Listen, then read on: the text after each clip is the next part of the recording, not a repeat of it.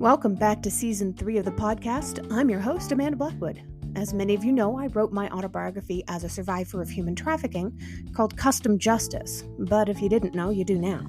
Keeping in line with that, this entire season has been focused on interviewing people who did or plan to write about their own experiences as trauma survivors and how they overcame their past. If that sounds like you, reach out. We can talk about having you on the show, too. As much as we all hate commercials, they are a necessary evil these days. This is what keeps the show on the air. You can also show support by purchasing one of my mini books or donating through PayPal. You can find the links to either option in the podcast description. As always, a portion of the proceeds do go to local organizations that help fight human trafficking.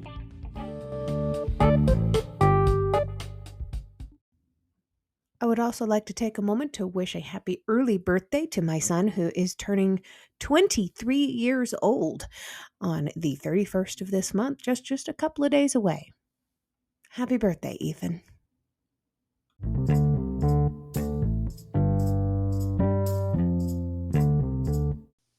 Welcome back to the podcast. I'm your host, Amanda Blackwood. You can probably tell at this point that I'm starting to feel better. The last week episode, I sounded a little stuffy, but I'm happy to be back to me again.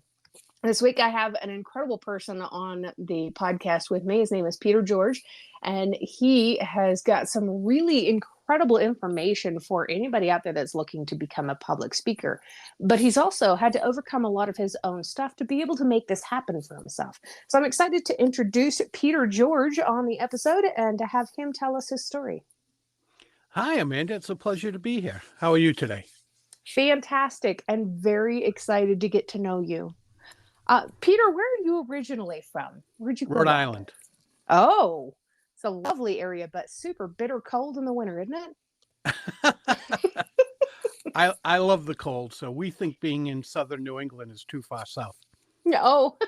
We're actually going to retire further north, like Maine. Oh, my goodness. My husband was stationed in Maine when he was in the Navy, and he said he'd never want to go back. It's one of the only 2 states I've never been to. Beautiful state. Yeah. So tell us a little bit about your background. What kind of trauma stuff did you have to overcome to be able to do what it is that you're doing now? I grew up with a lisp and a stutter. And the last thing I ever wanted to do in life was communicate with people. Oof. I became very adept at keeping my mouth shut. I really only spoke to family and close friends, but in school and other places, in public, I wouldn't open my mouth. I did not want to speak. I was afraid I would stutter over things. And so I learned to do that well. And growing up in a city, I grew up in Providence, the capital of Rhode Island, and great place to grow up. But still, when you're 9 years old, if you have a lisp and a stutter, it could be traumatic. Thankfully, it wasn't. I became fairly adept at sports, playing baseball, football, and hockey. So I was playing sports all year round. And if you were decent in sports, you didn't get picked on. So my life as a child was not bad, where a lot of people say, oh, that must have been horrendous growing up that way. It really wasn't, but still, it was different from most other kids. Yet by the time I got to high school, through therapy and a few other things, my lisp and stutter had all but subsided. They're still around. They rear their ugly heads every once in a while, but through high school, I still didn't want to communicate because that's what I'd gotten used to. I grew up very shy and introverted, and still shy and introverted to this day. Yet when I got to the business world directly out of school, all of a sudden I realized I had to present. Mm-hmm. So I did what anybody else would do at the time, I believe, and that was I bought cassettes, and that's kind of dating myself, but I bought cassettes and listened to them in the car and tried to get better. And then I learned that there was a Dale Carnegie training that had group training that had just opened up in Boston. So I went to that, and then I transferred in my company and got help down in the city, one-on-one, New York City, one-on-one. And that was a tremendous difference. That's what made all the difference. Wow. And from there, I went out on my own. And when I did my own company, every time I spoke, our revenue increased, took a bump. Ooh. So my wife, who was my partner, said, keep doing that. Keep going out there and speaking. And I did. And that was about 36 years ago. Oh, my goodness. What helped you to be able to move beyond that? Was it just listening to the books and reading and devouring all these books? Well, when I got the help, that the books helped, but when I got the personal help, whether it was the initial group training or the one-on-one training, the one-on-one training was fantastic. Yeah. And I credit that person with a lot of my success. And then it was just working on it like any other part of business or life that you want to excel at. It was working on it, and it came back, and when you think of people like Warren Buffett, he's done okay for himself in his lifetime. He says, if you want to increase your value to yourself, your career, and your company, learn to be a better communicator. And he's right. Do you think a lot more of our issues in today's world could be solved by proper communication? Yeah, it's funny. They call public speaking, leadership, a lot of things like that. They call it soft skills. And I think public speaking is a power skill because it can separate you from your competition, whether that's someone competing for the sales like you are or someone competing for the same job as you are within your company. So if you go out and become more effective at communications, it's no longer a soft skill. It is your power skill. And they always said, well, you can't put a number on that. But Siemens Technology in England did.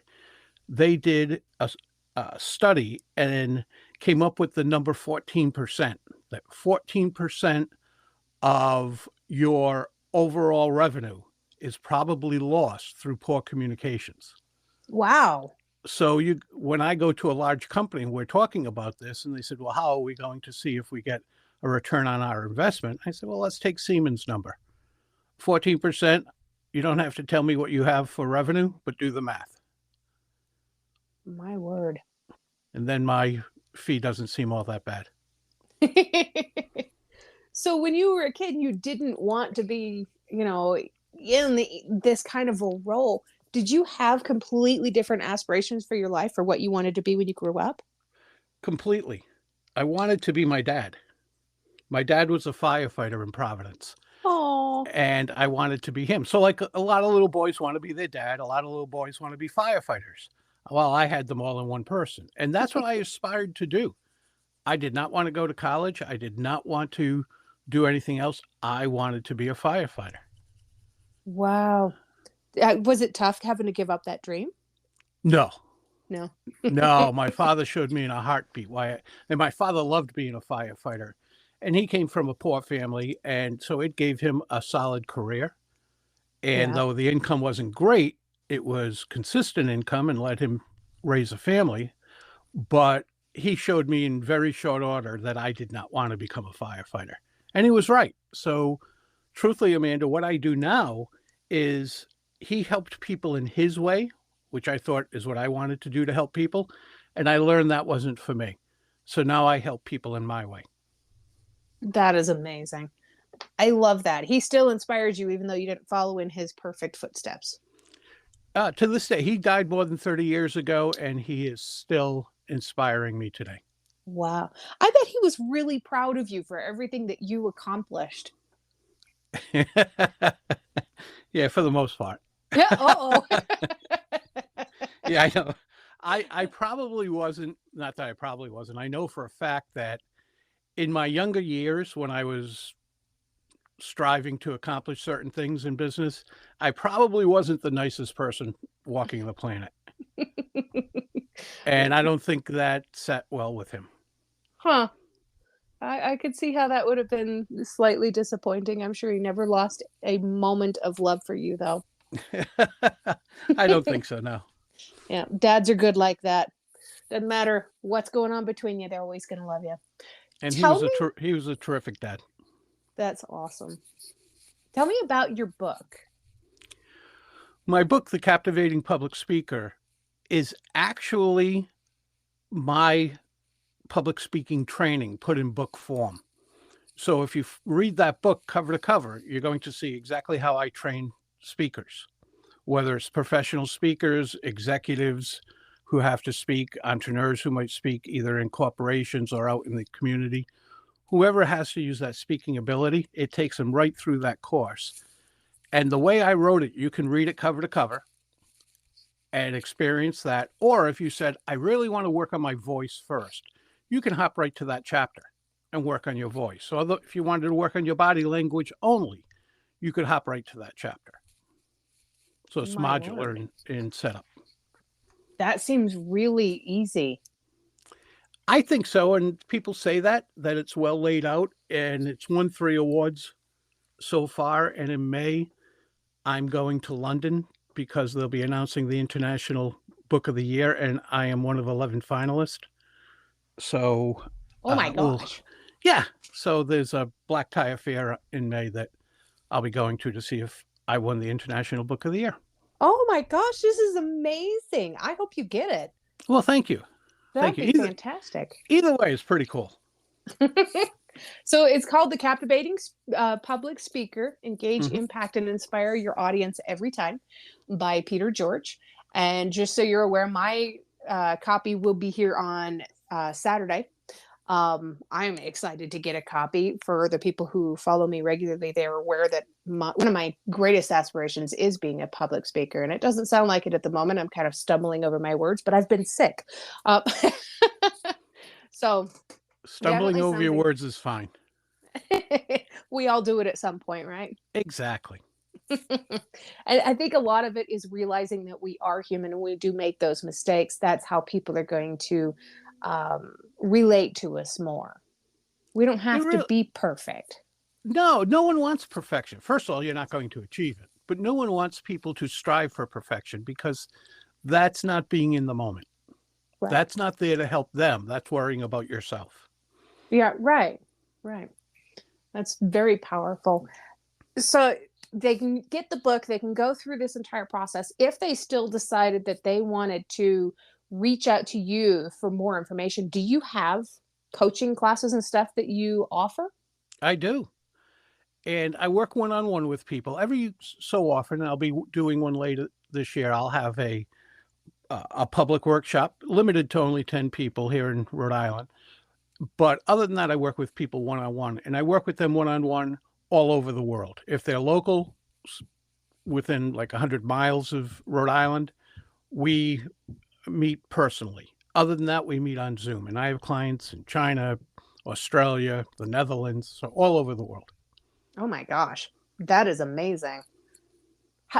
Why did you decide that this was your life's aspiration? This is what you wanted to do? The speaking or the coaching side? Yes. The speaking side, because I learned I could help people. I learned that people are trying to achieve something, and I could help them do that with not speaking to inform them, but speaking to transform them, making sure they left differently than when they walked in, not just with motivation or inspiration, but with actionable steps. And that's a pretty cool thing to do in life when you can help people. And Amanda, I'm 64. I'll be 65 in a few months. And a lot of my clients are I have some in their late 20s, some in their early 30s. I won't live long enough to see them when they're at the end of their careers and see what they've accomplished and built for themselves. But I know I've had a part in it. Yeah. And I really respect that honor, because that's exactly what it is. And so when it comes to speaking and I can do that, great. If it's one-on-one coaching and I can do that, also great. But the way the coaching came about was about 18 years ago, and I had been speaking on stage about 18 years at that time. So about halfway through, people started saying to me, I love how you do this. Why did you do it that way? Why did you put the words this way instead of what you hear most often? Why did you do whatever? I'd really like to learn that. And I would explain it to them.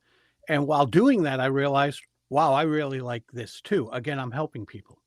But this time, instead of the audience, it's the actual speakers. But it's still helping people. Very cool. And I did see that you've got Ivan Meisner doing the foreword in your book. Why did you ask Ivan Meisner to do this?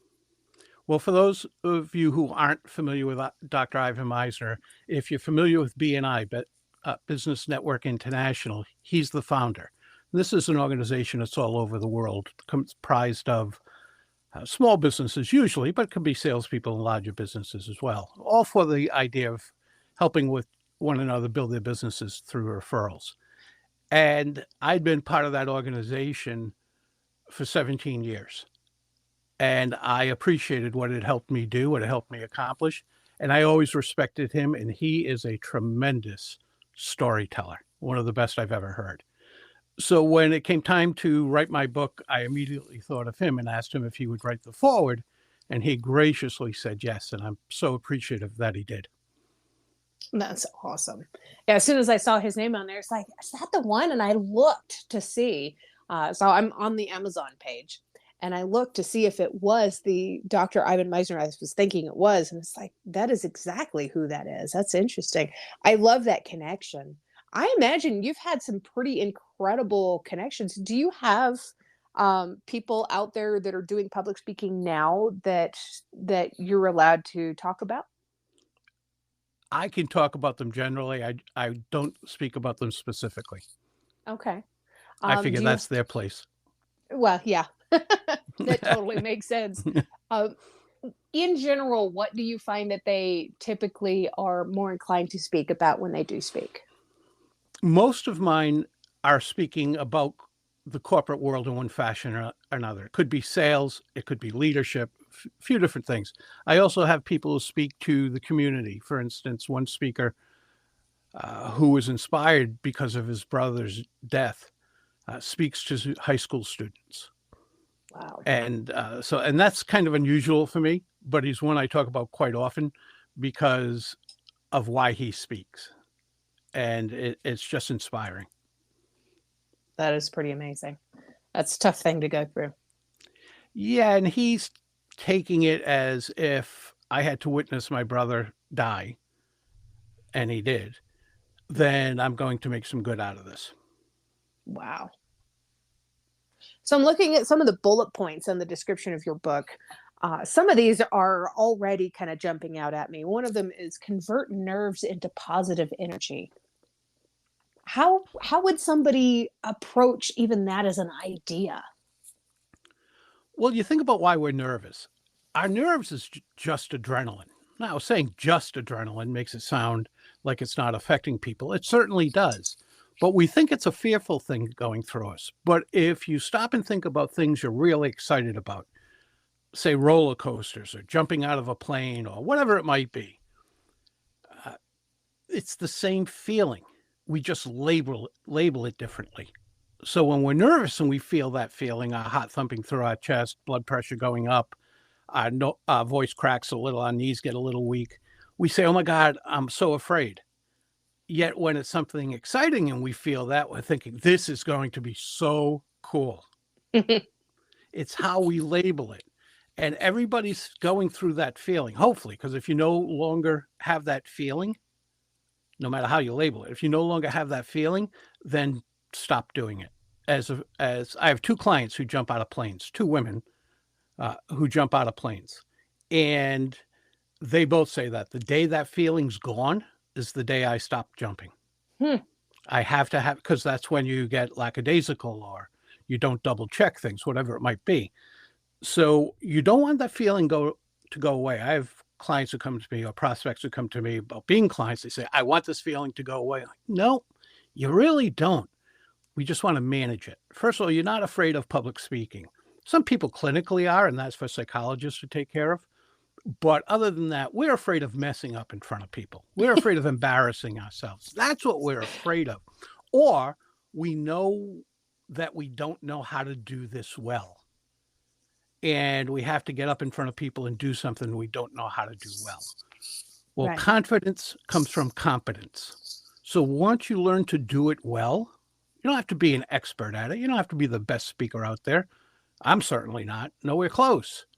But once you learn to do it well, then you have confidence to go out there and do it. And don't think about yourself. Think about how you're helping the audience. It's not about us as speakers. It's always about the audience. That leads into another one of the bullet points that I was looking at. How do you connect with your audience before you even begin to speak? Most of us, when we're asked to speak, we're asked for an introduction. Yet we don't give an introduction, we give a bio. Peter's done this, Peter's done this, Peter's done this, and Peter's done this. To which the audience often sits there and says, oh man, that's amazing. So what? What does that have to do with why we're here today? Now, if they say instead, Peter's done this, this, and this, and because of those things that are relevant to why we're here today, you will get this out of it. The audience already understands that they're going to benefit from my experience.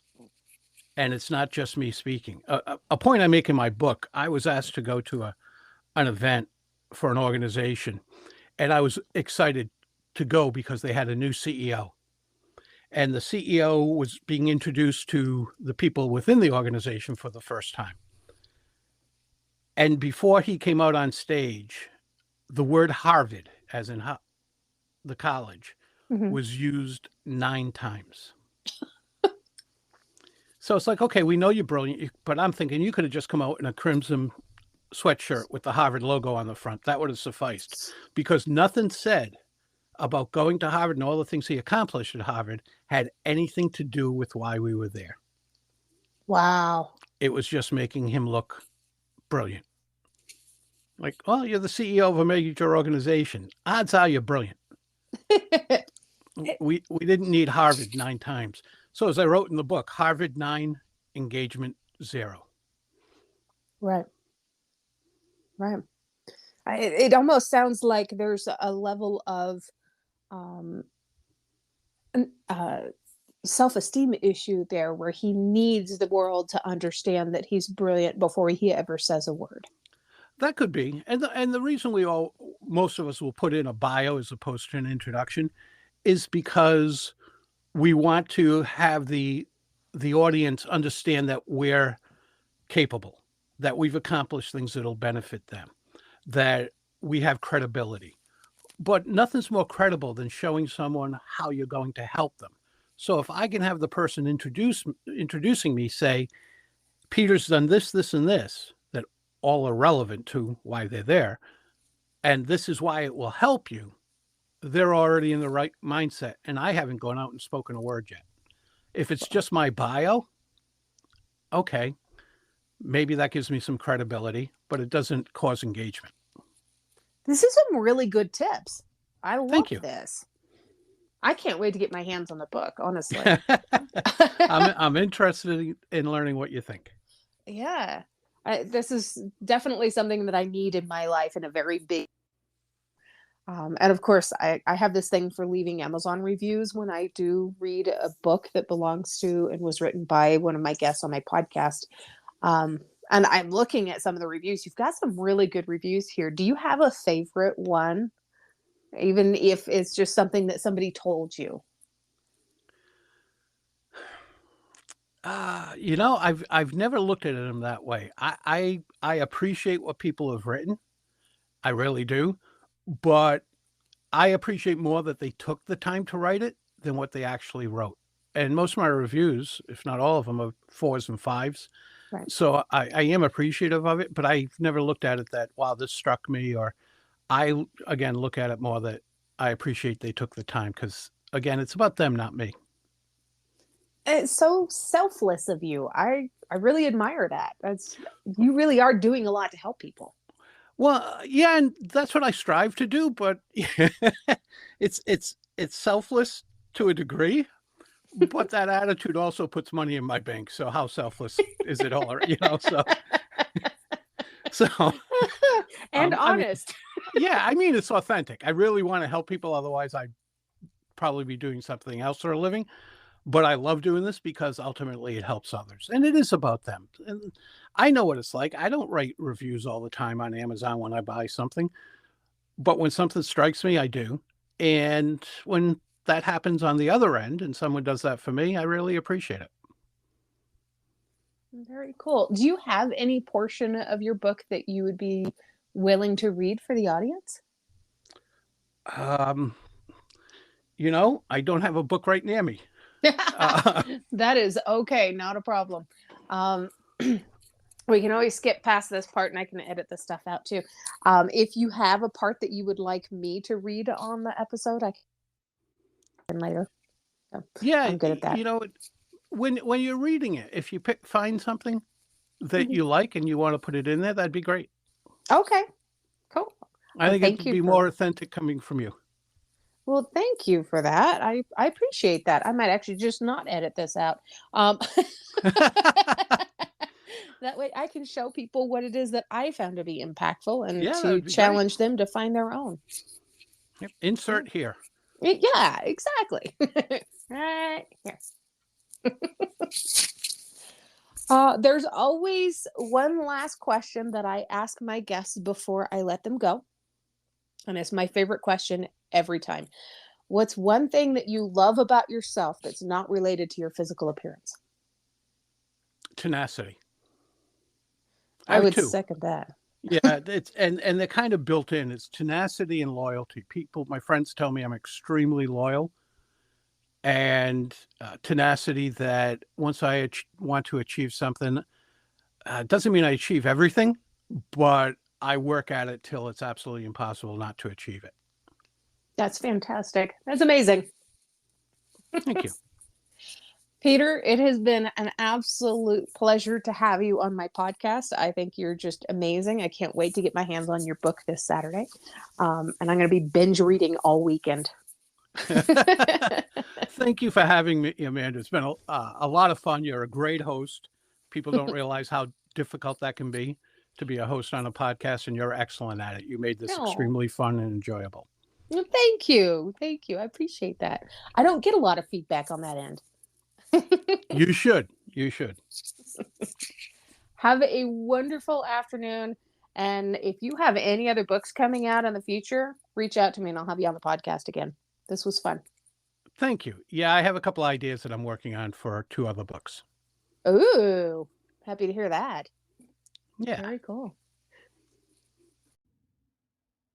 As I was going through Peter George's book, I did find something that really spoke to me the second I randomly opened the book to chapter 8. Hone your delivery. Your audience deserves it. You deserve it. This really speaks to me. I'm going to read a little bit here and maybe you can figure out why. It's first thing in the morning on the longest day of the conference. As I'm getting a cup of tea, the man standing next to me suddenly says, "I don't need you." "Excuse me?" I reply, somewhat baffled. "I don't need you." "I'm sorry, but you have me at a loss. I'm not sure what you mean. I see your name badge and that you're a public speaking coach." Yes, I am." "Well, I don't need you because I know what I'm talking about, and I have the guts to get up in front of people. I don't prepare. I just get up there and wing it, and everyone tells me I do a great job." "Well, that's awesome. I'm sure you're a terrific speaker. Hopefully, I'll have the opportunity to see you speak someday. Please excuse me. I'm going to go find a seat. Enjoy the conference." I thought about that brief conversation for a while. At first blush, I had no reason to doubt the man. He very well could have been an excellent speaker. But there was one thing he said that I couldn't get off my mind. He wings his talks. Is it possible to wing a concise, cohesive, and focused talk? Yes. Is it probable? No. Furthermore, winging it is disrespectful to your audience and a disservice to yourself and your success. In what other aspects of your life do you expect to succeed by winging it? Think of it this way. Winging a talk is like presenting a first draft. Would you submit the first draft of a critical report to your boss? I doubt it. Would you respond to a call for speakers by sending the first draft of your proposal? I don't think you would. Would you send a publishing company the first draft of a proposed article? Of course not. Then don't settle for delivering first drafts when presenting. Embrace rehearsing. Throughout my years of coaching, I've heard various reasons why people don't want to rehearse. Some include, "When I rehearse, I don't feel authentic on stage. When I rehearse, I sound rehearsed. People tell me that my presentations are so much better when I speak off the cuff than when I rehearse." Making such statements is simply an attempt to rationalize not making the effort to rehearse. Or perhaps those who make those excuses don't realize the value rehearsing offers both themselves and their audiences. Yet we see and understand its benefits in other professions. Take professional actors, musicians, dancers, for instance. They all rehearse, and they rehearse consistently. Professional athletes rehearse almost daily. They just call it practice. The military, police, firefighters, they rehearse. They call it training or drilling. And it's not only the pros. Dance teams consist of 5-year-olds rehearse. Chorus choir, church choirs rehearse. School athletic teams practice.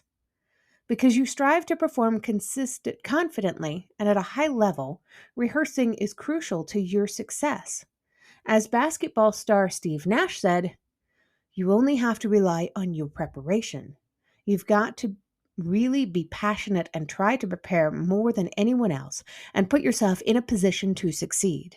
When the moment comes, you've got to enjoy, relax, breathe, and rely on your preparation so that you can perform and not be anxious or filled with doubt. Remember, when you speak in front of others, your preparation credibility are often on the line. But more importantly, so is your audience members' time and their opportunity to walk away with knowledge, inspiration, or rather benefits. The 5 R's of rehearsing. Please make no mistake about it, rehearsing is essential, and how you rehearse is just as important. So let's look at the 5 R's of rehearsing.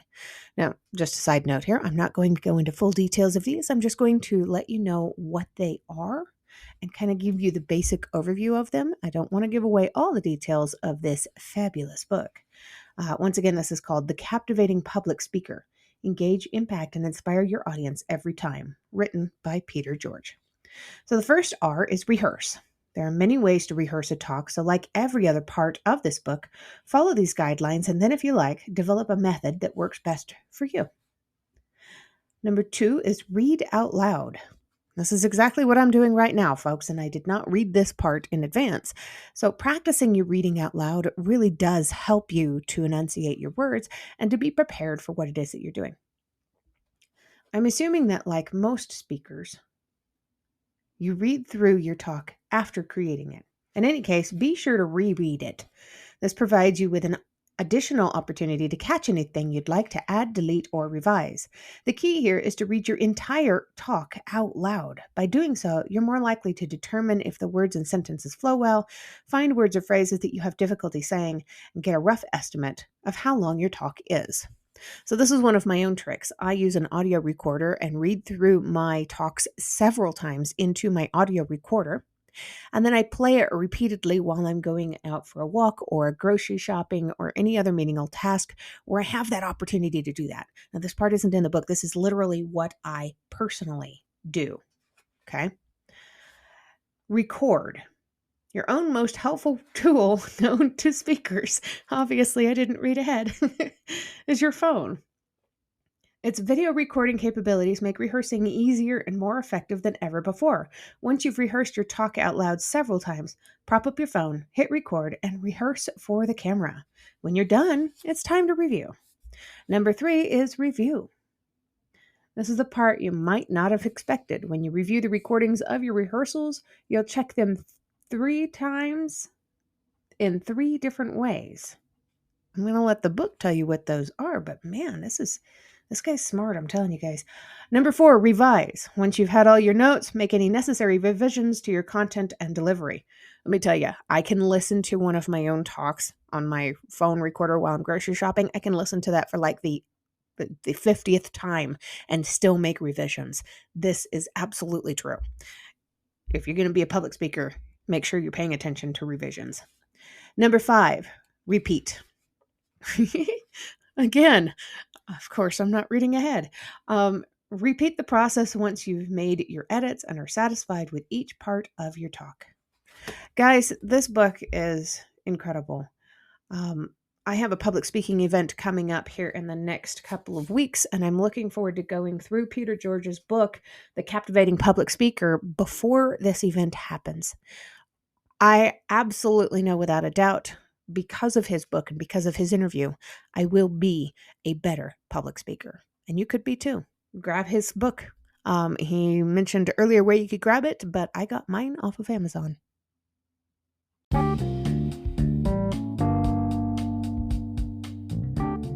If you've enjoyed tonight's episode, please make sure you check out the episode description. There you're going to find links on how you can learn more about this guest, links to connect with them on social media, and how to support the podcast. Remember, I don't get paid to do this. My boss is a bit tight-fisted, but I can say that I work for myself.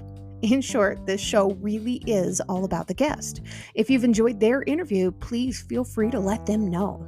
You can also tune into my other podcast, Growth from Darkness, which is co-hosted by a lovely lady from Australia.